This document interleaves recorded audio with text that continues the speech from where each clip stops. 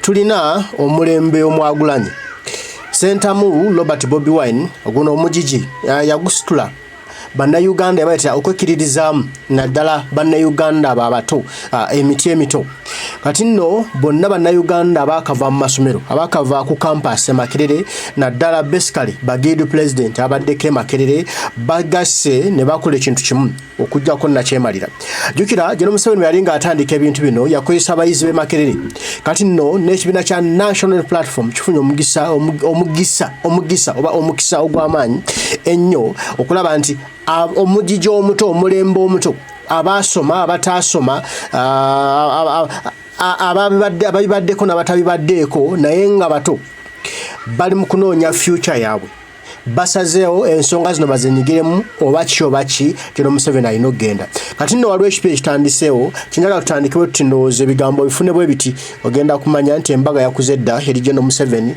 ne bakadde banne.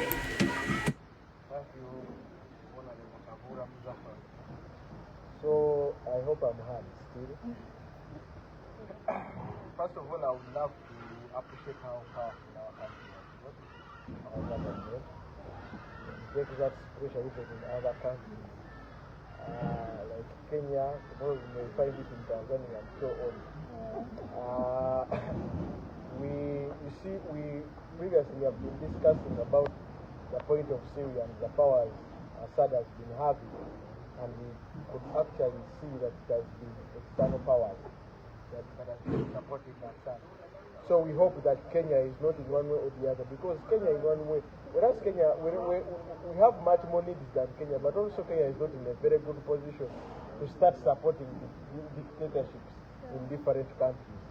These are countries we thought we could work hand in hand, yeah? Like where I can run to Kenya and have rest there. But now people are scared to just go to any other country.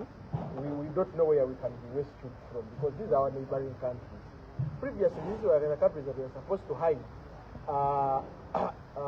politicians that were opposing government.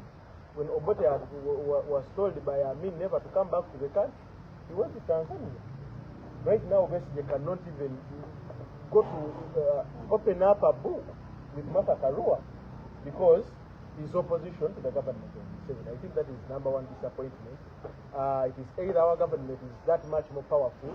The problem is we have a dictator that has seen all these other people become. And they actually think when you don't connect with the dictator here, you cannot actually have a peaceful power and authority in your country. All these are coming up and he is just there. Whoever is working in a government today, the reason as to why they're actually very humble to the man is because he is seeing them become. He has seen Chagulanyi become opposition, he has seen Besigye become opposition, he saw Semo Gerere. So he's given all these members of the parliament, the judiciary and so on. So they think they owe him some kind of respect or something of that kind. But also point number two, the arrest of Besigye speaks about the opposition that we have in Uganda today. We have seen previously members of the opposition join all together to make a statement for his release. We actually thought that all that energy that was put in yesterday would get him released today, because members of different parties came together. The Conservative Party by Honorable I'm forgetting his name. Not Honorable Chagulanyi. We had a colleague of Njema. We had the one of PSF. We had FDC. We had General Mugisha Muntu also there. Yeah. It was and it was only BMEC. But the whole point is that what we wanted, what we saw yesterday, was to see that the opposition made the statement and probably the government could hearken to their voice. But it is very absurd that today when he was taken to court, things seemed normal, like the opposition, you can't do anything, even when you come out as together. So I think they are trying to imply that we probably need a better, more tactic than we used yesterday when people came together. Point number three. It also comes to the point of Article 29 that gives us the right to associate. Because belonging to the opposition is not actually because of anything, but it is the feeling. This is where we feel comfort. This is where we feel our ideas can be best put out there and be understood. It can not actually be that in Uganda, the government has to decide where we are supposed to belong. Belonging to PFF, belonging to FDC, belonging to NUP is not a crime anyway. I think that is why in a country we must be having opposition to check the works of government. Otherwise, we are not in a single party system. We are in a multidimensional system where different political parties have to exercise their rights, especially under the law. Someone moving out of the country has done no harm. But the problem with our country is that your belonging or association to another political party can get you hold a gun which you don't know. You could actually be just moving and they tell you, no, we have seen you with a beret. You could probably be having some other bombs into your room. Yeah. That is how they have gotten to check our members of parliament. You saw what happened to the Machingie MP, that is Honorable Nyeko Berry. When police officers went to his home, and they checked, saying, because he has boots that he puts on, he is probably having some other material of the military and the police. Belonging here is a problem, and I think it is against human rights. It is against what people feel they should be. We are not all going to belong to this government. No. We actually feel by belonging this side, it is the best way to check inside that services are provided to the people. Thank you so much. Thanks so much, Robert, for that submission. And I'll take it to you, George. A lot of things have been going on in Kenya, and this seems not to be the first kind of issue to take the international realm up in arms when people have been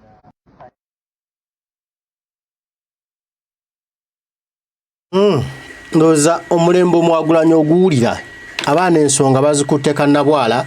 Tulina okutereeza eggwanga lyaffe, tulina okutereeza ensi yaffe. Bwe tuba nga tulina omugigi omuto, omulembe omuto nga gusazeewo gwenyigire mu nsonga, gusazeewo gwenyigire mu by'obukulembeze bw'eggwanga Uganda, kiba kitegeeza nti ate awo tuteredde. Kiba kitegeeza nti eggwanga lyaffe lituuse bwe tubadde tulyetaaga, bwe tubadde tulyagala, okulaba ng'aba omusaayi omuto gwenyigira mu nsonga zino. Y'ensonga President Kyagulanyi Ssentamu gyasimbako essira nti buli muntu abyenyigiremu, buli muntu beere nga bimukwatako. Kati we tuli okulaba ng'ate buli omu abyenyigiramu. Nsanyuse nnyo Nambasa ne baganda baffe okuba nti mutandise ekintu kino to discuss, to awaken our minds n'abantu abalala baganda baffe abadde balowooza nno kino ekintu si kyaffe, bakimanyi nti tulina okubyenyigiramu.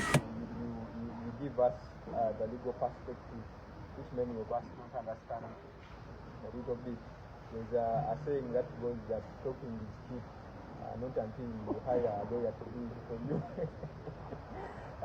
So I'm always delighted to hear from lawyers carrying on their sessions. I want to take this to Shamim.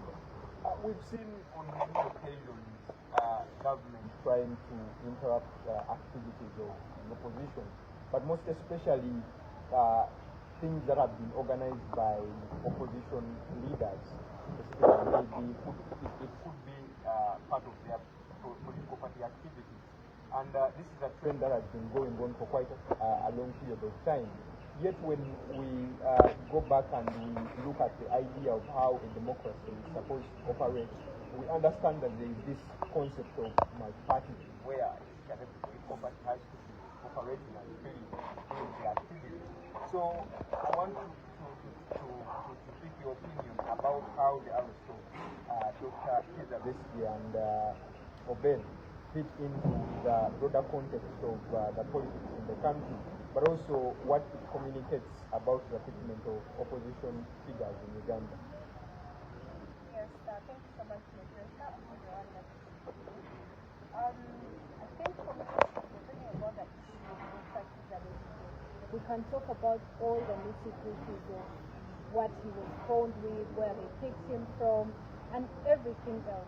But then we must not ignore the fact that the judiciary has continued to be used as a tool of oppression, and concept of political power. And this is one of the ways. And when we look at the case of Dr. Kizza Besigye, we look at the cases of Olivia Lutaya, the machetes, so many people, so many civilians have been tried in and persecuted in the general court martial, yet they are actually civilians, and we've seen the Court of Appeal rule on that. We are waiting for the High Court to rule on it, and up to date, I mean, I think like 5 years down the road, we still haven't gotten a ruling because the state uses that as a tool for their oppression. So if we get a ruling either in favor or against, it then speaks volume.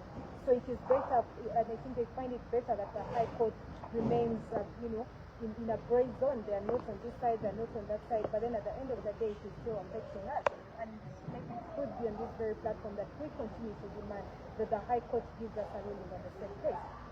So talking about the issue of multipartyism, and if someone understands the history of Uganda, you know that at one point in time we had a one-party system.